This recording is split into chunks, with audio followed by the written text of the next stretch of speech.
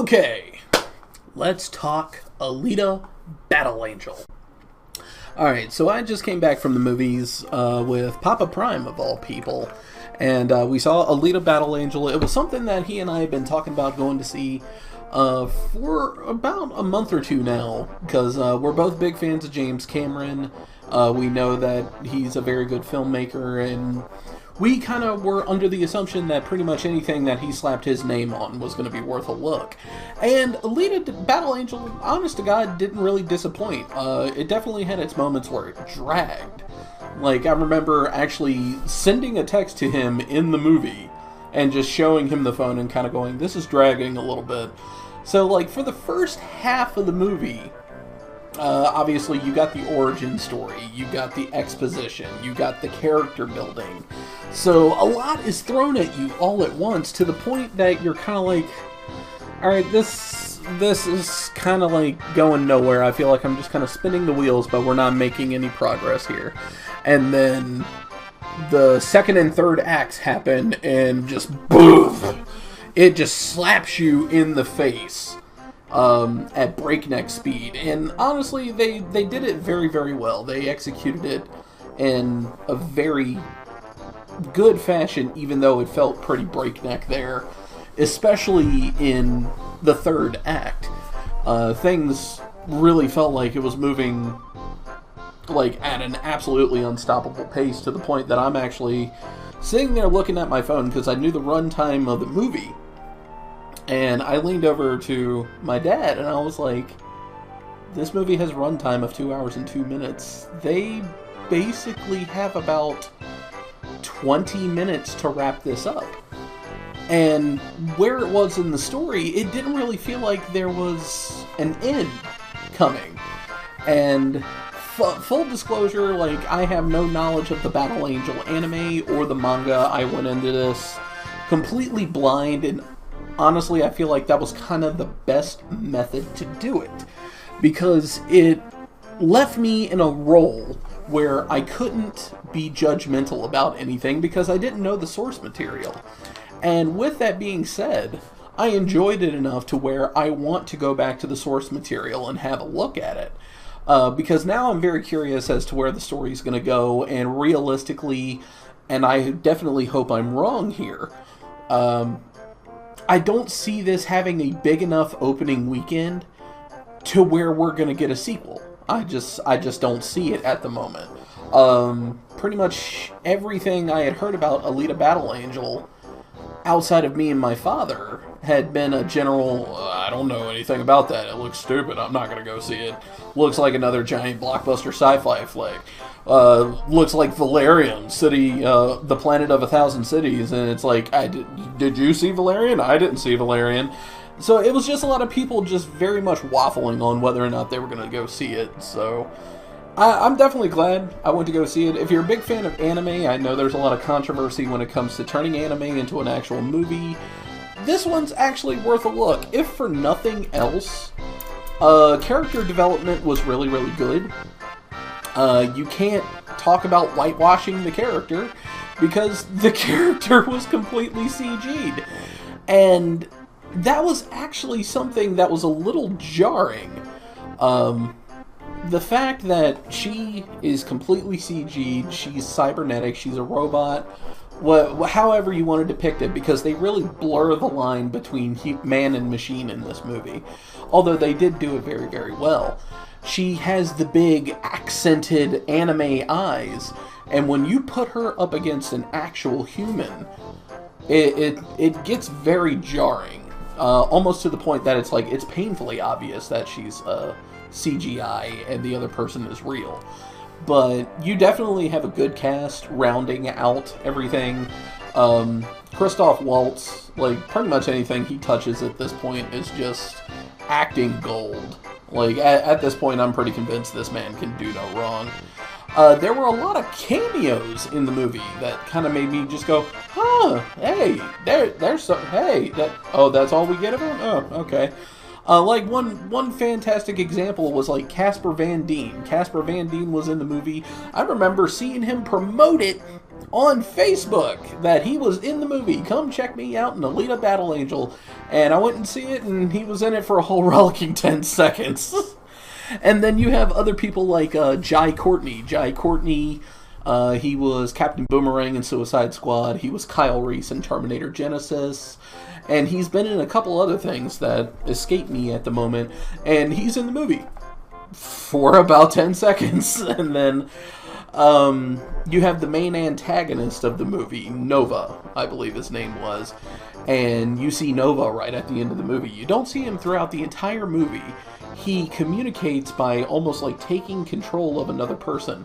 And the only way you know that he has taken control of that person and you're not talking to that person anymore, you're talking to Nova, is you suddenly see the eyes go bright, bright blue. Which I thought that was very well executed, but I was like, okay, well, what's this guy look like? And you see him at the end of the movie, and it's Edward Norton. And it's like, oh, hey, Edward Norton, and that's 5 seconds. Okay, bye, Ed. So I thought that was a little jarring. To have not what I would say superstar power, but definitely noticeable and creditable actors that were just in it for a matter of seconds. And then I believe, and please don't crucify me if I get this wrong here, I want to say Jennifer Connelly. Jennifer Connelly's in the movie. Because, like, as age has progressed, her and Demi Moore look very similar to each other, but I'm pretty convinced it's Jennifer Connelly. She was in the movie, and she played an absolutely fantastic role playing the, I guess, the ex-wife or whoever for Christoph Waltz's character, Dr. Ido, the person who actually finds Alita and rebuilds her body and all that different type of stuff. He was excellently written. Jennifer Connelly's character, her name escapes me at the moment. She was actually very well done, even though she wasn't in it for very long. The majority of the focus on this movie, and respectfully so, it's where it should have been, was on Alita herself. Now, I don't know how that is in the anime or the manga, whether the primary focus is her, or if they did flesh out other characters. But you definitely, you get intrigued and you get pulled into this world that makes you very curious about everyone, to the point that you definitely want to know more, and you get a little frustrated throughout the film.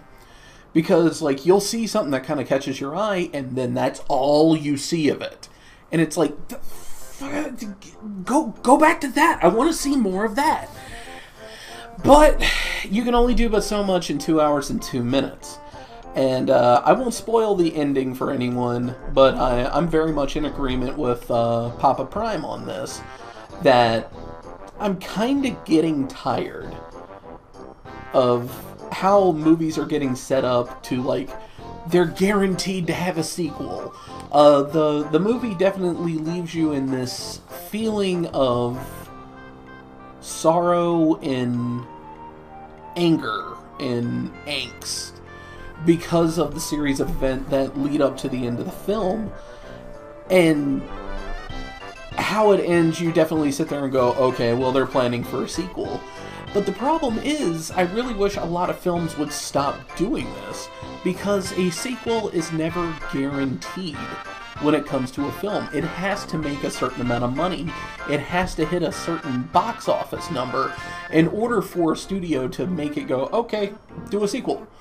It has to make enough money, and for something as, and I know some anime fans are going to shoot me for this, but something as obscure and as, because I do believe it's been out for quite some time, something as old as Alita Battle Angel, I'm not confident that a sequel is guaranteed in the case of this. Like, is James Cameron's name enough to merit a sequel when he wrote the screenplay, which I'll give him all the credit in the world for that. You definitely had a good man at the helm for that. He was also the producer, but Robert Rodriguez was the one that directed it.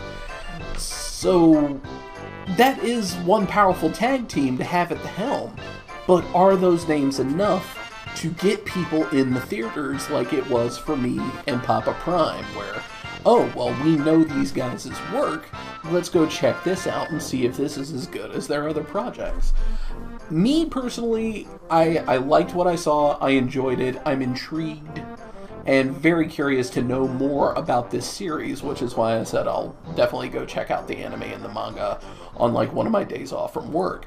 But as a casual moviegoer, I can't safely recommend this movie to everyone. I would definitely say, if you're a big fan of anime, go show your support to the film. If for nothing else, then hey, show that anime fans will come out and see these movies. If you're a big fan of the sci-fi, cyberpunk type of worlds, then this movie's right up your alley because it's chock full of it. But as the casual moviegoer that's just looking to turn their brain off and be entertained for about 2 hours or so, I can't safely recommend this film to you. But hey, that is just my opinion. I strongly encourage you to go make up your own damn mind and go see the movie for yourself. But thank you everyone for watching. I appreciate the support, especially with you being willing to sit here and just listen to me ramble on for, what, 10-15 minutes now about a movie that you may have never heard about. But let me know what you think down in the comments below. Is this a movie that you want to go check out, or are you just going to kind of pass it by? Or are you a purist when it comes to like the anime and manga and you don't want to be bothered with something that Hollywood could possibly bastardize? But with that being said, hit that subscribe button if you are new to the channel and tap the bell. That way you always know when I have a new video for you to watch. And be sure to check out our live stream at twitch.tv/Jkun Prime, where I stream 7 days a week over various game titles. Thank you again for watching, and I'll see you guys in the